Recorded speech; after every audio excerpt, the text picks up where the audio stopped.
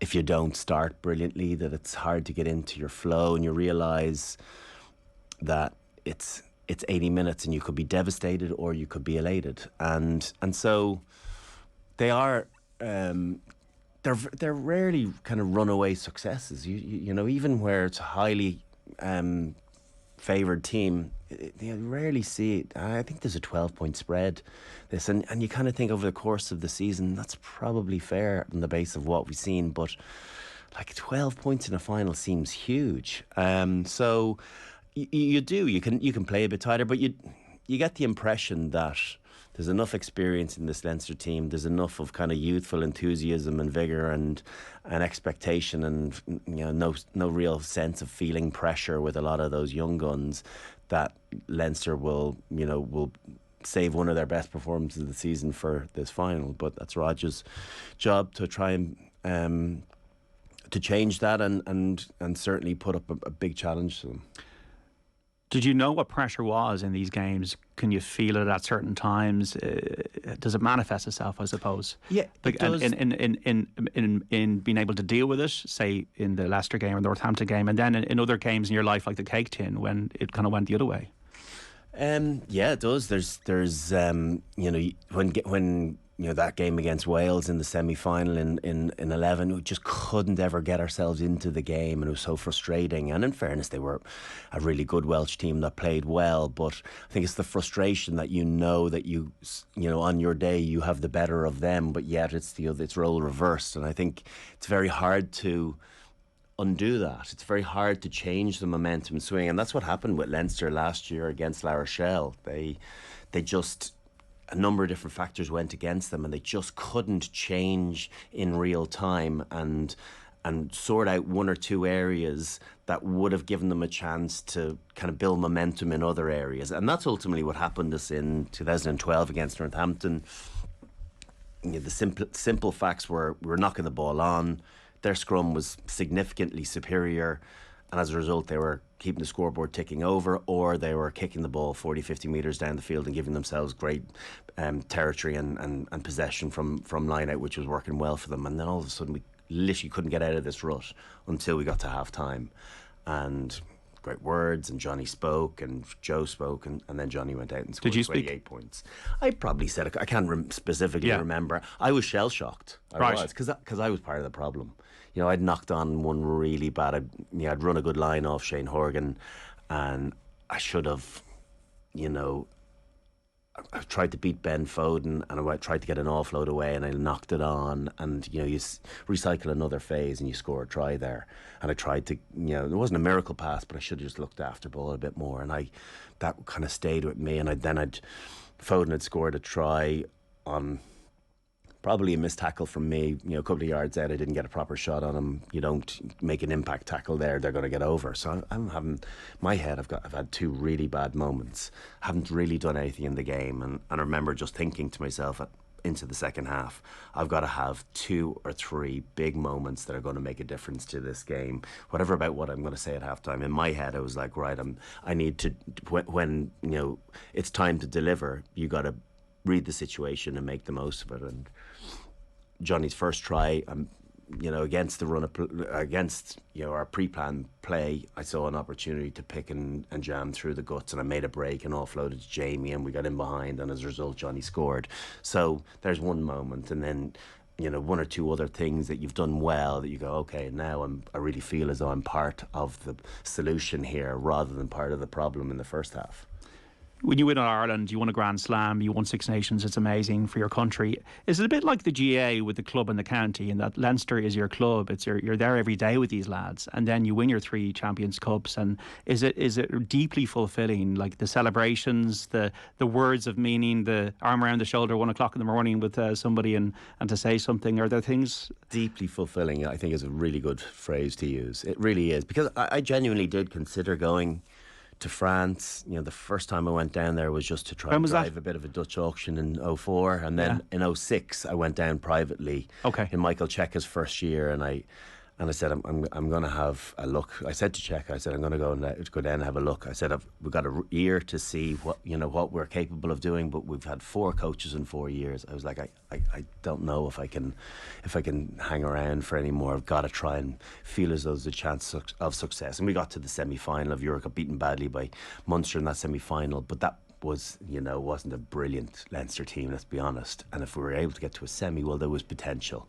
So I signed on. And for me, getting to win it, 3 times with my home team, like, the thought of going and winning it elsewhere would have been brilliant, and I'm sure I would have enjoyed it. But to win with your own, with, the supporter base. Your brothers. Yeah, with people that you know intimately well, from hanging out and spending time and coffees and holidaying and days off, and like you live in each other's pockets, and bus travel, hotel rooms. You know each other so well, and so to then be able to appreciate it with them, having felt all the disappointments of the losses and the lows in that in the intervening year or the previous years, it was so satisfactory. It really was. And to then not be a one-off, to do it 3 and 4 years, which I don't think anyone had done that. People had done back to back, but no one had done 3 and 4. And Michael and Joe, the transition obviously was pretty seamless. Yeah, it was. And the timing was perfect, to be honest with you. Czechs had done 5 years. I'd never bored of things that he had said, but I think it felt right. We needed new blood to bring this team forward. And the team he inherited, what he was able to do in that early part was his perfect role. He did it with Australia then for the World Cup in 2015. He brought us forward brilliantly well, and he kind of deconstructed us to reconstruct, to be perfectly honest.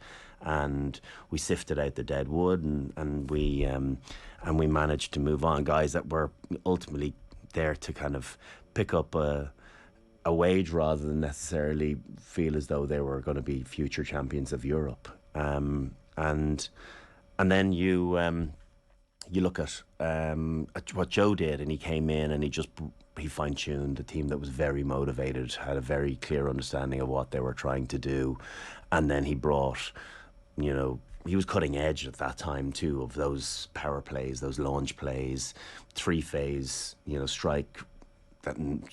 Strike runs that no teams had done previously, and his thought around them was really brilliant, and how to manipulate and work defences and get them to do one thing and counter it with something else. It was very ahead of its time. Certainly in Europe it was. I thought he brought us on brilliantly well. Is those Leinster teams, are they comparable to this, or has rugby changed too much to compare? It's very hard not to draw comparisons because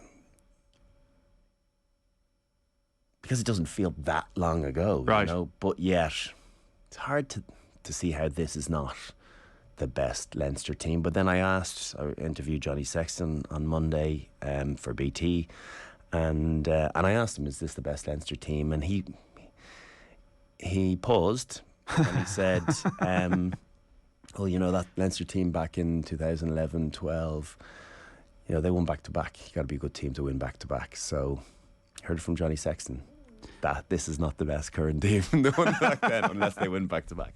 But like, even, was it 18 they won, and then 19 they lost in the final? Like, that was you've got to remember, that was a great team too. That was a good final.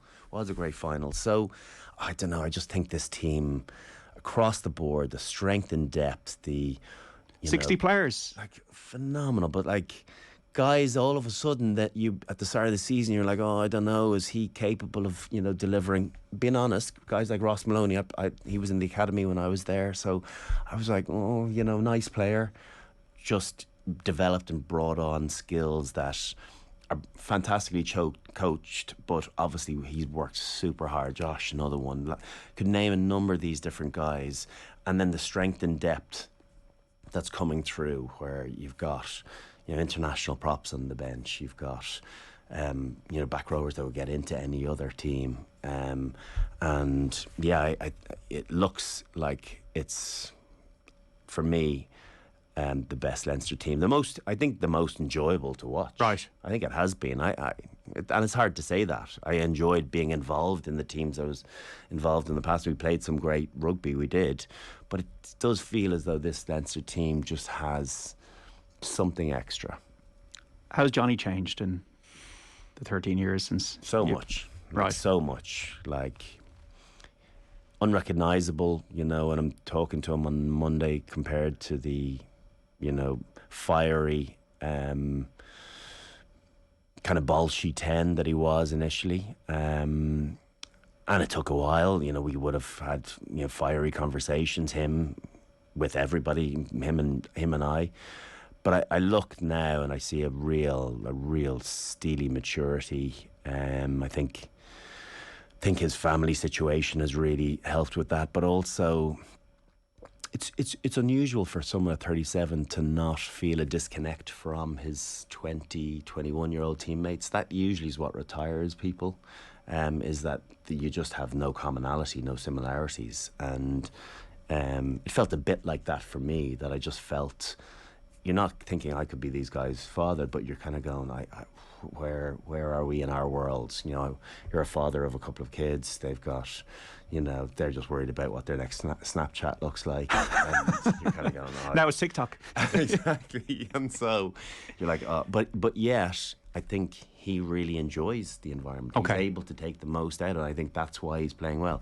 I think he's got more poise in the last 18 months, and that's saying something. I genuinely think he's got more time, sees the picture better, pulls the trigger on the right play, and his shot selection is better in those hundredths of a second. And he's a really, really unique player. He really is. He's a special player, and we should enjoy him for the next 18 months or however long it's going to be, because they don't make them on the assembly line. No, they don't. Really don't. As we've subsequently seen with, other 10s that have tried to come in and replace them and nudge them, but the fact it's great and terrible that we're going into a World Cup with a 37-year-old, 38-year-old, it will be, yes, as our number one choice, because it speaks volumes, obviously, about how good he is. But also that we just haven't been able to develop someone to put enough pressure to maybe, go, we've got something just a little bit better and a bit more, that can maybe go the course a little bit more. And there will always be that nervousness around Johnny, for a 7-week period. But by God, he's a really great player. The other part of the storyline, as you said earlier, is Raj. Would you have seen it? Would you have seen Raj transition from top player to top coach to the three finals? It's funny. I think it's worth mentioning as well with Raj is that Raj was a really terrific player as well during that period of time, and a different player, someone that could control the game phenomenally well, tactically supreme, very much played the game suited to that period of time, which those early 2000s is so different. It's 20 quarterbacking, years ago. was it? 20 years ago. Just an understanding the strength of his teams, particularly in Munster, but also with Ireland, as to when to play the percentages, but also when to go for broke. So, there's no shock to see someone like him evolve into the coach that he's subsequently become. Okay. He, out-halves are coaches in a way. They're constantly talking and barking orders and telling people what they want, and so they see they've the best seat in the house to see what the picture looks like from up front, with the connectivity to the outside back. So I guess he's just gone and done it the challenging way, by going overseas, by learning another language, by going to New Zealand, by getting accepted in New Zealand, and then coming back and taking on a head coaching role. He's been in 3 finals in 13 months with La Rochelle, which 2 of them Europe, which is pretty amazing. So I hope that it's a similar result to the 2 previous finals. But if he keeps developing what he's doing, he will be a fantastic coach that will be covered by many clubs and potentially some other countries. The game then, Brian, Is it a case that Leinster just do what they did in the semi-final? The ruck speed, the accuracy, the movement, the relentlessness. Is it more of the same? Is that the game plan? Yeah, it is. I think there's so much variety to their game as well. Though I watched the game the semi-final back again during the week to understand last year where it all came undone for them. There's loads of factors. The halfback pairing is Johnny Sexton, Jameson Gibson Park this time round, and it was Ross Byrne and Luke McGrath. I thought that La Rochelle targeted Luke McGrath and his pick pass, and they shot as from the guard closest to the ruck and tried to stop possession at source, and they had some good success with it. They kicked poorly. And I think they kicked under pressure, and they kicked because they were forced to kick. I think, like I talked about, the poise of Johnny there will be significant, and Jameson has obviously been phenomenal this year too. Just his variety and what he offers, but also his speed of getting to every ruck right after the ball carrier, the first cleaner, and bang, it's gone. And there's no time for defences to set because the attack isn't even set. Sometimes he just goes and plays. So I think if you play with that speed and that tempo and intensity, no defensive team in the world can organise that quickly, and that's what they will be looking to do.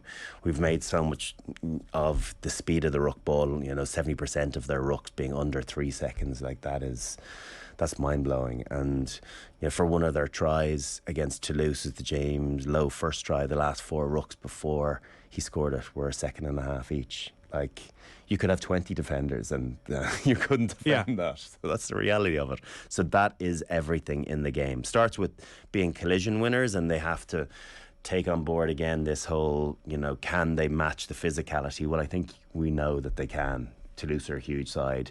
Leicester pride themselves in being a physical team. I think with the speed at which they're bringing to their game, physicality is relevant, but it's not. You're not getting into an arm wrestle. If they're playing fast, it means that they're using footwork at the line, and then their accuracy at cleaning ruck ball to then go again ultimately just creates space for other people, and they've got lots of game winners. Does that mean the scrum penalties are less important if they have issues there? They are and they aren't. Scrum's still massively important, and it'll be something that La Rochelle no doubt will go to. If Tadhg Furlong, whether he gets through a full 80 minutes or we'll have to wait and see. But it is something, if you're looking to try and target Leinster, you look at the split of where their tries come from.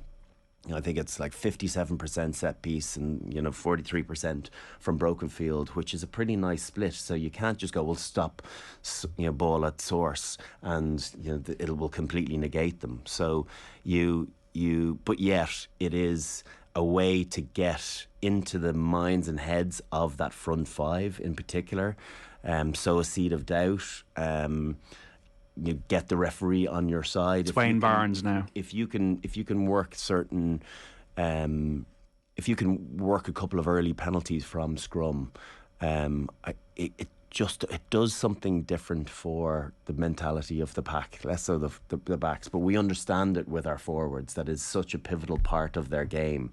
That physicality, that confrontation, and we've seen the importance of the scrum in important games. Talked about Northampton game back in 2012, the World Cup in 2019. There's lots of other games like that where the scrum has had a huge bearing on scoreboards, going north for one team and territory and possession. So it will be definitely a focus of La Rochelle this week to make sure that they squeeze pressure. The heat, the French environment, is this a potential worry for Leinster in terms of their game plan? Of course it is. Playing in conditions that you're ordinarily used to. If it is up in the high 20s, as it's touted to be, you'll have to be very aware of the hydration that goes into you pre-game but during the game, making sure that you're expending the energy in the best possible way, but you're recovering well and quickly. Back in 2010, we were into the semi-final of Europe against Toulouse, down in Toulouse, and we were old school with the black bags under our training, heaters turned up full. It absolutely pissed out of the heavens for that semi-final.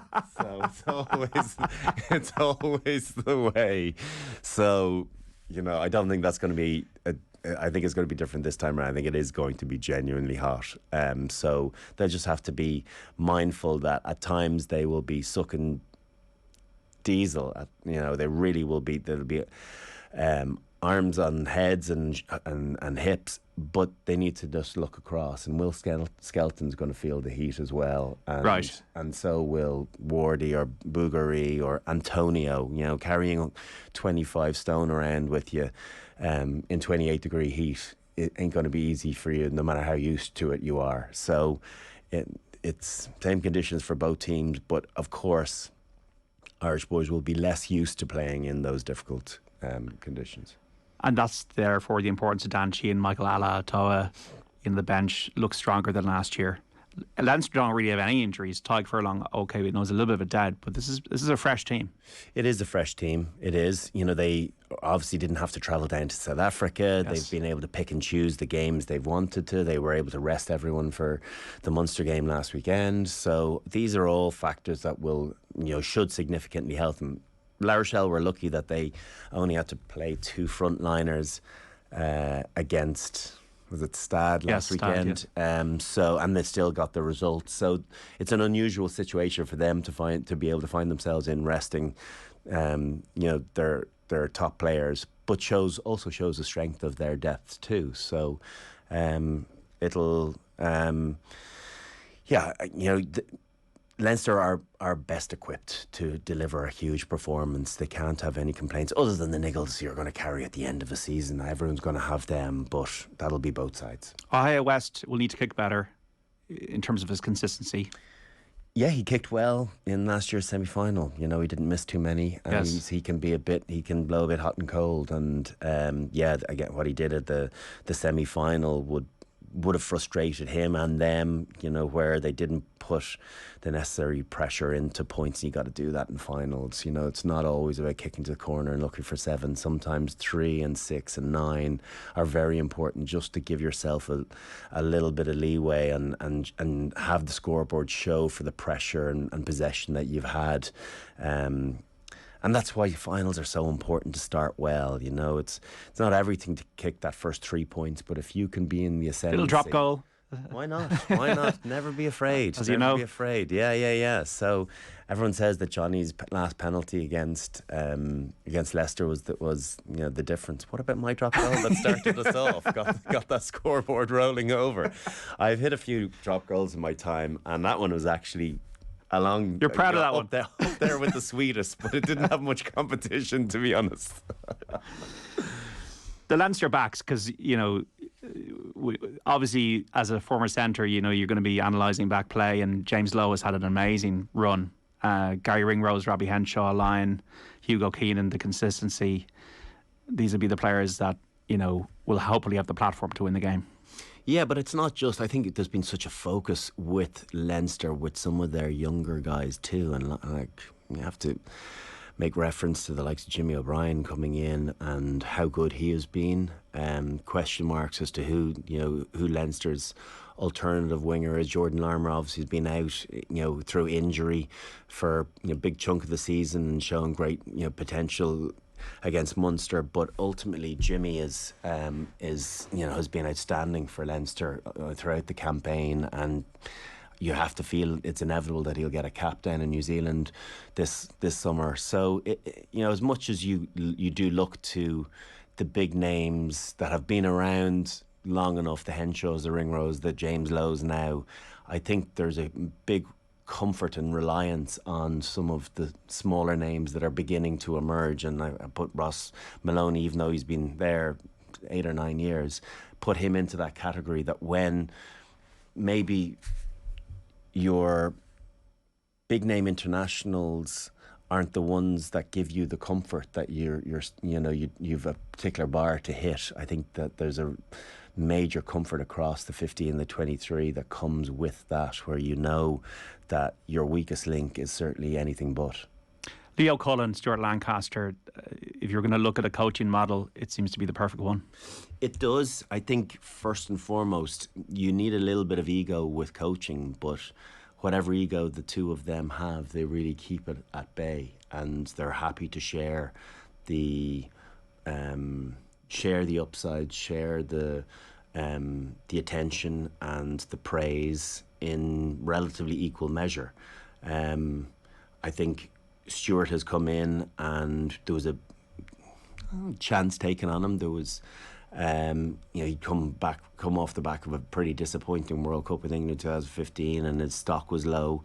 And so the chance that he was given to go out and do what he loved doing, and that be a head coach, be an on-field coach, has been revolutionary to how Leinster have developed over that period of time. But I met with Leo before Stuart came in, and he'd had that troublesome season. I wanted to make sure that everything was cool between the two of us, and maybe I had been overly harsh on him for that season, for his inaugural year. And in punditry terms, yeah. And I guess you come from the high expectation of semi-finals and winning Europe, and then all of a sudden you don't qualify out of your pool, and it's just very hard to continually defend. And maybe I should have defended a little bit longer, because, like I said, he was in his first season, but I tried to clear the air. But it was him that talked about the blueprint of what they've ultimately tried to achieve, and talking about getting to the width. And it was very different from what Ireland were doing. They were very regimented, quite,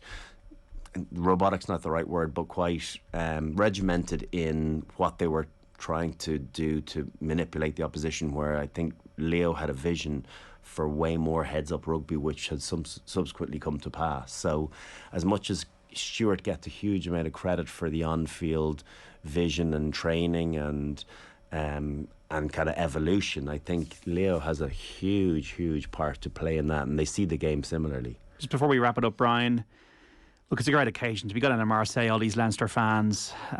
These are life memories, and I'm sure you know a lot of people going down.